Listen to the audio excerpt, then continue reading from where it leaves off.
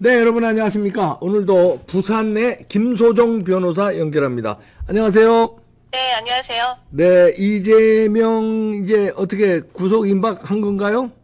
이제 사면 초과 상태고 사면 초과, 예. 아마 다음 달쯤 구속영장이 발부되지 않을까? 아, 예, 알겠습니다. 하나씩 설명해 오늘 주시죠. 보니까 김성태 구속영장 발부될 것 같더라고요. 오늘요? 네. 네. 네, 하나씩 봐주시죠. 네. 네, 첫 번째 사진 보시면 네. 이재명이 김성태 얼굴 본 적도 없다 그랬죠. 네. 이재명 입국하기 전에 네. 네, 미리 언론에다가 김성태 얼굴 본 적도 없다. 쌍방울 네이사 입은 거 2년밖에 없다라고 했는데 그 다음 사진 보시면 네. 이재명이 그랬잖아요.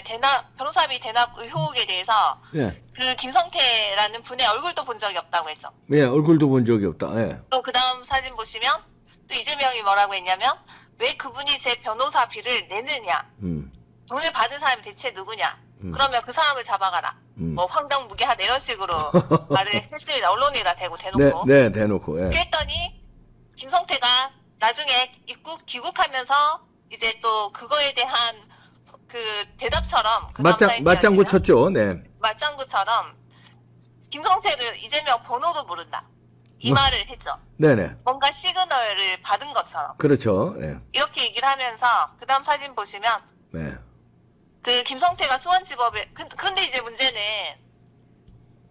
그 수원지법에서 증인으로 출석한 그 쌍방울 전 비서실장이 있어요. 네, 다음 사진 보시죠. 네. 그 수원지법에서 증인으로 그 쌍방울의 전 비서실장이 출석을 해가지고 네. 김성태랑 이재명 그때 전 경기지사 시절 때 이재명하고 다 가까운 관계였던 게 맞냐라고 하니까 맞다고 증언했죠. 예. 근데 이거는 법원에서 증언한 거잖아요. 예. 증언은 위증할 때 처벌받거든요. 그러니까 그 증언 신빙성 있죠. 법정에서 신빙성 증언. 있죠. 예. 게다가 이거를 허위로 진술할 이유도 없잖아요. 그 쌍방울의 네. 전 비서실장인데. 네. 김성태에 대해서 이렇게 불리한 예, 증언을 전 사진은요? 할 이유가 없다. 네, 네. 이거는 이제 증인 출석해서 하다 보니까 자기가 이제 위증하면 이제 법적인 처벌도 받으니까 어쨌든 진술에 네. 신빙성이 있는데 그러니까 이재명하고 김성태하고 다 가까운 관계냐고 하니까 맞다라고 해버렸다는 거죠. 네, 가까운 이거 비서실장이 잘 알겠죠. 그렇죠. 예. 다 가까운 사이다라고 예. 했죠. 네. 근데 이제 그렇게 돼버리니까 이제 이재명이 뭐 서로 김성태와 이재명이 서로 모른다고 했던 말 자체를 이제 믿을 수가 없게 되는 거 아니에요. 그렇죠. 예. 그러니까 물증이라고 하는 게 어쨌든 증언도 이제 증거가 되니까 네. 서로 다 가까운 사이고 잘 안다는 증언이 지금 나와버리는 바람에 네. 그것도 딴 사람이 아니라 비서실장한테 나왔다는 게. 예. 비서실장이 옆에서 이제 자세히 이제 보고 듣고 했던 사람이잖아요. 네네. 근데 이재명은 과거에도 고 김문기 씨도 모른다고 그랬잖아요. 네, 다음 사진 보시면 네. 근데 김문기 모른다고 했는데 골프도 같이 치고 그 같이 있는 사진도 있었고 네. 그리고 김문기 씨 그 가족들이 반박하는 기자회견까지 했잖아요. 그러니까요. 예. 그러니까 이재명이 뭐라고 했냐면 김문기 모른다고 한 거는 갑자기 물어봐서 그렇다고. 갑자기 물어봐서 이것도 그러겠네. 김성태 모른다고 한 거는 갑자기 물어봐서 쌍방울 레이밖에 생각이 안 났다 이러네 또. 또 그렇게 말을 바꿀 수도 있죠. 근데 이재명이 이 말 자체가 상당히 좀 그 진실성이 없다 이겁니다. 그렇죠. 근데 이제 심지어 그 아들 도박이나 그 성매매 문제가 터졌을 때도 그 다음 사진 띄워주시면 네. 이재명이 자기 아들도 사실상 남이라고 그랬죠. 아들도 사실상 남이다. 아들도 사실상 남이다. 근데 김건희 여사 그때 그 선거 때 대통령 네. 선거 때 나와서 그 기자회견 했잖아요. 네. 사과에 대해서 사과를 하면서 네. 그때 이제 이재명한테 아들도 나와서 저렇게 사과 기자회견 해야 되는 거 아니냐고 하니까 아들은 남이다. 사실상 남이다. 라고 하면서 성까지 걷잖아요. 그 다음 사진 띄워주시면 네. 그 이재명은 김건희 씨가 대국민에게 모습을 드러내고 사과를 했는데 아들도 모습을 드러냈냐 이런 주장에 대해서 네. 뭐 끝에 보시면 아들은 성년인데 사실상 남이다 뭐 이런 식으로 얘기한 거죠. 야. 이제 아들도 이제 뭐 남이다. 네. 나는 몰랐다 뭐 이렇게 하는 사람인데 네. 뭐 김성태 몰랐다고 하는 거를 지금 누가 믿겠냐 이 말이죠. 그렇죠. 검찰도 이제 안 믿어요. 그럼요. 오죽하면 그 한동훈 법무부 장관도 그 다음 사진 띄워주시면 네. 한동훈 법무부 장관도 김성태 이재명 모른다는 인터뷰는 일종의 말 맞추기 신호다라고 했죠. 네. 이거는 뭐 누가 봐도 그냥 뻔하다. 그다음 네. 사진 띄우시면 그 한동훈 법무장관이 하는 얘기가 그런 수사 많이 해봤을 거잖아요. 그렇죠. 예. 보통 해외 도피 중에 범죄자가 못 견디고 귀국을 할 때 일단 자기 입장을 전화 언론사를 선택을 해가지고 일방적으로 인터뷰를 하고 자기한테 유리하게 보도되고 하고 그렇게 하는 이유가 관계자들끼리 말맞추기 신호를 보내는 거라고 합니다. 예. 그렇죠. 이런 수법은 그냥 흔하다. 과거에도 자주 썼다. 자주 썼다. 네. 이재명하고 김성태도 지금 저렇게 하고 있는데 일단 저거는 이제 너무나도 뻔한 수법이다 이렇게 네. 검찰에서 보고 있는 것 같아요. 네. 특이한 거는 그 김성태가 이제 몰랐다고 했지만 김성태 말 중에서 아주 특이한 대목이 있어요. 그 다음 사진 띄워주시면 네. 김성태가 그랬죠. 이재명 때문에 인생이 초토화됐다 그랬죠. 예. 근데 이제 이재명하고는 전화 통화도 한 적 없다 이랬잖아요. 예. 이 말에 뭔가 뼈가 있다는 거죠. 그러네. 예. 근데 만약에 실제로 자기 이재명하고 아무런 관계도 없는데 저렇게 해외 도피까지 할 정도로 검찰의 압박을 받아왔다면 예. 이재명 때문에 인생이 소토화된 게 아니고 검찰 때문에 인생이 소토화됐다고 말해야 되잖아. 그렇지. 예. 근데 뜬금없이 이재명 때문에 내 인생이 소토화됐다. 여기에는 뼈가 있어요. 예. 뼈가 이것도 시그널이죠. 그렇죠. 시그널이죠. 그러면서 이재명하고는 전화 통화도 한 적 없다 그랬잖아요. 예. 왜 나한테 연락 안 하냐 이런 시그널 같아요. 예. 왜 나한테 이재명은 어떤 그런 연락이 없냐 전화 통화도 한 통도 안 하냐 어떤 식으로도 연락도 없냐 뭐 이런 식으로 얘기를 하는 것 같아요. 그러니까 이거는 진짜 그 김성태가 일단 나도 이재명은 모른다고 했지만 저 말에 어떤 뼈가 있다. 아, 요게 중요한 시그널이 또 하나. 중요한 시그널 이재명한테 보내는 시그널이다. 예, 복선이 너 까불면 이제 내가 다 분다. 요런 시그널도 주는 거네요. 일단은 그치, 내가 어쨌든, 오리발 내밀어 주지만 네. 야, 여차하면 내가 다 불어버. 너 때문에 인생 망쳤으니까 내가 다 불어버린다. 아니 진짜 실제로 아무 관련도 없으면 검찰이 왜 나를 수사하냐 검찰 때문에 내 인생이 초토화됐다 이렇게 얘기해야 되잖아요. 그렇지. 예. 뜬금없이 이재명 때문에 내 인생이 초토화됐다. 이재명은 전화 한 통도 한 적 없다. 야. 이거는 이재명한테 일종의 빨리 나를 도와라. 중요한 어떤 시그널 식으로든 보냈네요. 예. 시그널 마지막에 어떤 시그널인 것 같아요. 왜냐면 서로 지금 직접적으로 뭐 어떻게 할 수는 없을 거잖아요. 그렇죠. 예. 나한테 어떤 식으로든 조력을 해라 뭐 이런 식으로 없으면 나는 뭐 불어버린다 이 말 같아요. 내 인생이 이제 막 초토화됐다고 하니까. 그러네요. 근데 오늘 김성태가 구속영장이 발부되고 오늘 아마 구속이 될 것 그렇죠. 같은데 예. 구속되고 난 이후에 김성태가 어떻게 입장을 바꿀지는 아무도 모른다는 그렇죠. 거죠. 예. 근데 그거는 그 다음 사진 보시면 네. 유동규도 그 심경을 바꾼 이유가 이재명이 끝까지 발뺌했기 때문이잖아요. 예. 유동규도 이제 이재명이 김문기를 모른다고 하는 바람에 거기서 이제 심경이 바뀌어버린 거죠. 예. 또 그 다음 사진 띄우시면 그 유동규의 그 진술 태도가 완전히 달라졌잖아요. 네. 폭로전을 이어가고 있잖아요. 네. 이거는 이재명이 이제 꼬리 자르기, 김문기도 모른다 뭐 이런 식으로 해버리는 꼬리 자르기에 엄청난 실망을 해서 그렇다. 아마 김성태도 이재명이 끝까지 자기를 어떤 식으로 조력하지 않으면 나는 어떤 식으로든 그러네요. 홍보를 해버릴 수 있다는 시그널을 일종의 보낸 것 같아요. 나를 뭐 내복 쌍방울 내복받기 사입은 게 없다고 치부해버려? 이렇게 열받아가지고 이제는 또 쫙. 예. 물론 이제 처음에는 조력을 했죠. 나도 모른다고 했지만 그 뒤에 말에 뼈가 있는 거죠. 그러니까 뼈가 있네요. 이재명 때문에 내 인생이 초토화됐다. 네. 그 말을 일부러 그렇게 한다는 것 자체가 상식적이지 않잖아요. 그럼요. 네.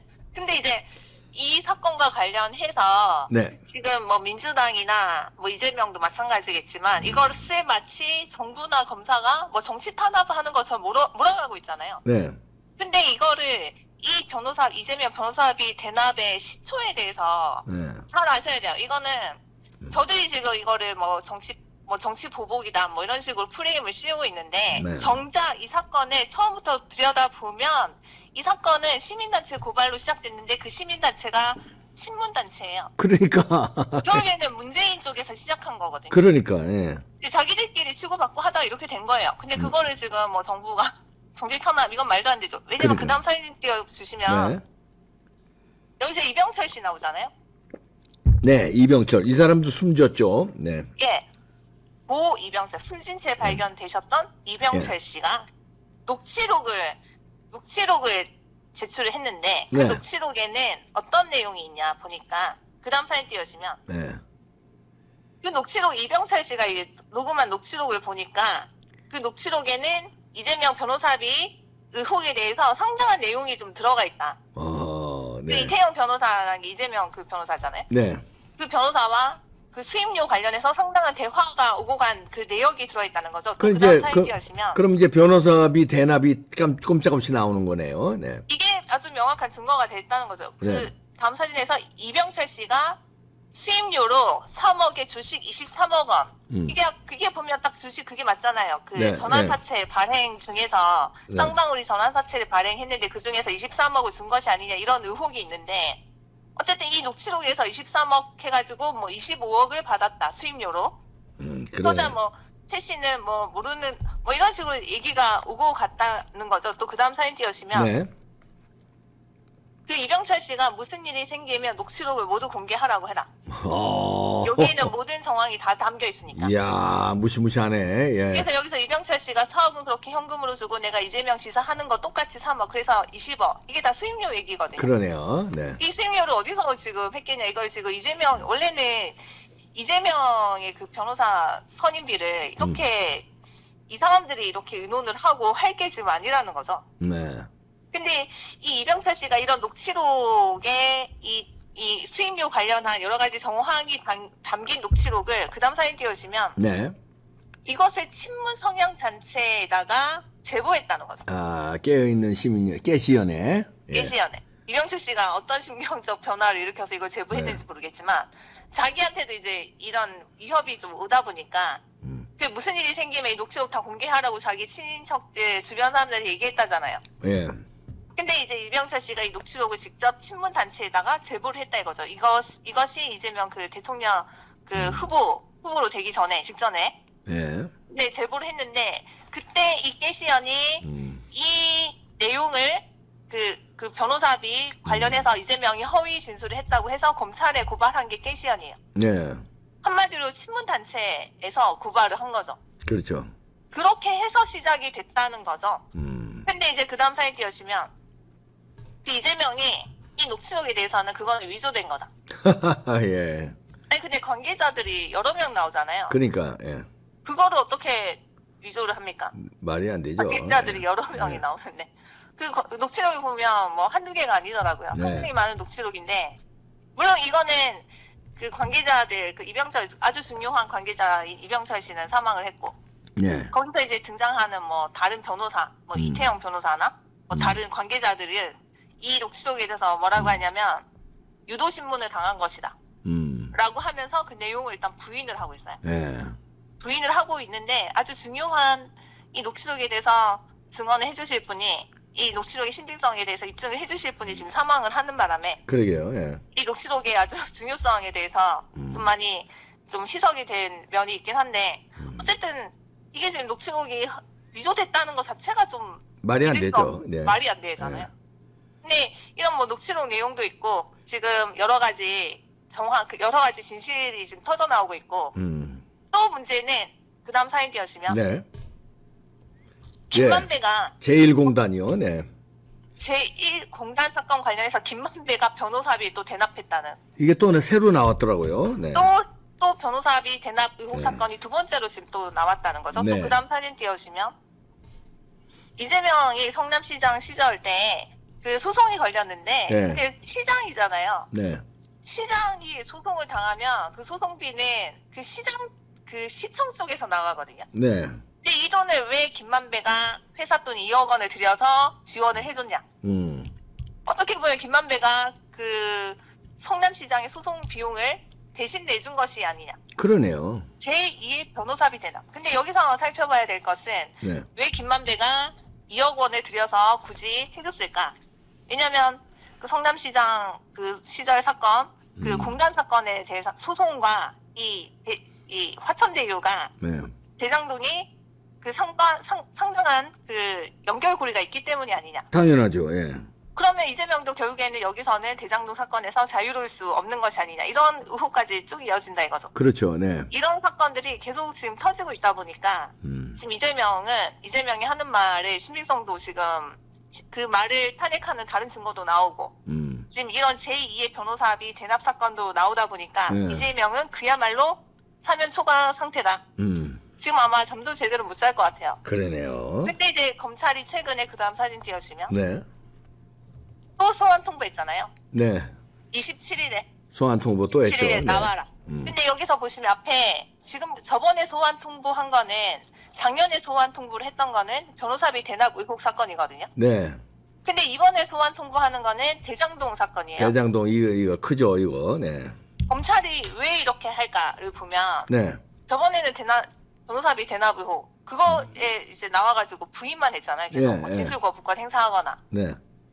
그랬는데 이제는 대장동 가지고 다시 소환 통보를 했다 이거는 같이 묶어서 보겠다 이건데 이렇게까지 했다는 거는 이거는 아마 이재명을 곧 구속을 할 것이다. 구속영장을 청구할 것이다라는 어떤 신호로 봐도 될 것 같아요. 그러네요. 네. 왜냐하면 이렇게 묶지는 않거든요. 소환 통보 뭐 이재명 뭐 변호사비 대납 의혹 사건 하면 그걸로 계속 소환 통보를 하겠지.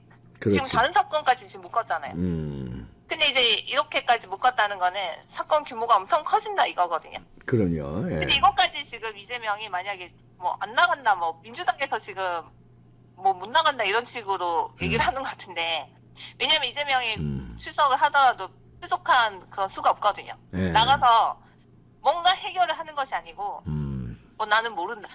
아니면 뭐 진술 거부권을 행사하거나 이런 식으로 사건을 더 복잡하게 지금 꼬아버리니까 어차피 출석해봤자 도움될 게 하나도 없다 라고 이제 보는 거죠.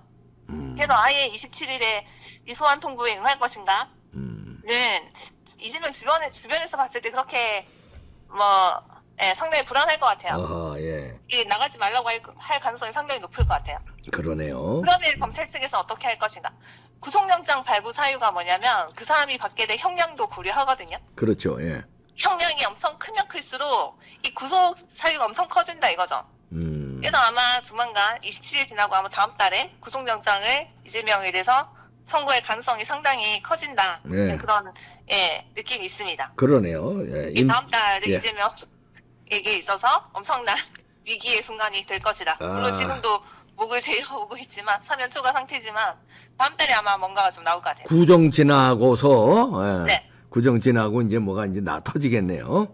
27일 소환 통보했으니까 그거 안 그날 나가면 안 나오면 예. 안 나오겠죠. 안 나오거나 나와서 또 진술 거부권 행사하거나 나는 모른다 뭐 이런 식으로 해버리고 또 이제 오늘 김성태가 구속이 되면 구속된 상태에서 무슨 진술을 할지도 모르니까. 그렇죠. 네. 그게 이제 다음 달 지나서 어떻게 지금 변모가 될지 거의 화약고와 같은 상태이기 때문에 아마 다음 달에 이재명에 있어서 운명이 좀 결정이 좀 되지 않을까. 네. 다음 달 구속 봅니다. 임박했습니다. 이재명의 운명 사면초가. 김성태가 시그널을 중요한 걸 보냈는데 자, 이제 줄줄이 어떤 걸 부을까 지켜보시죠. 김소정 변호사였습니다. 감사합니다. 네, 감사합니다. 네. 이야, 사면초가 이병철 숨진 이병철 본인은 어떻게 의문사했지만 중요한 녹취가 있기 때문에 그 녹취를 또 조작했다고 쟤들 우기는데 목소리가 나오는데 조작을 해? 그럼 증인들 다 불러서 야 우리 조작하자 이렇게 하고 조작했다고 해.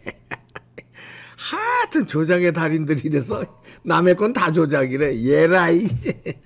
딱 걸렸어. 이제 끝났습니다. 네, 이재명은 이제 구속 임박으로 가고 있습니다. 김성태가 큰일 할 것 같은데요. 네, 마치겠습니다.